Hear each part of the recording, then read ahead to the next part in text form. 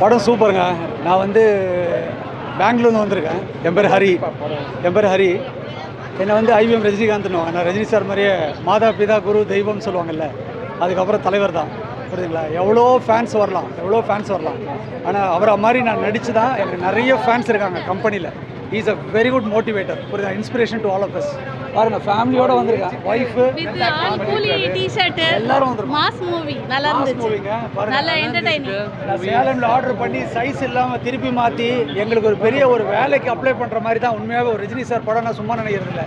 நாங்கள் டிஷர்ட் கொடுத்து அவங்க என்ன சொல்கிறாங்கன்னா, டிஷர்ட் அடிச்சு டயர்ட் ஆகிட்டாங்க. அவ்வளோ டிஷர்ட் இருக்குது. விஜய் சார் படத்துக்கு ரொம்ப டிஷர்ட் இருக்குது. ஆனால் because of Lokesh Kanagaraj sir and Rajinikanth சார்னால இந்த படம் super hit. Anirudh sir super music, எல்லாமே சூப்பராக இருக்குது. ஆனால் கேமியோ ரோல் சொன்னாங்க இல்லையா, அந்த ரஜினி சார் வரும் பேக்ரவுண்டில் அந்த இது இருந்து பாருங்க, அந்த ஷேடு, தளபதி ஷேடு. நான் அந்த இடத்துல ஒரு சுந்தரி கண்ணால் அந்த பாட்டை போட்டிருந்தாங்கன்னா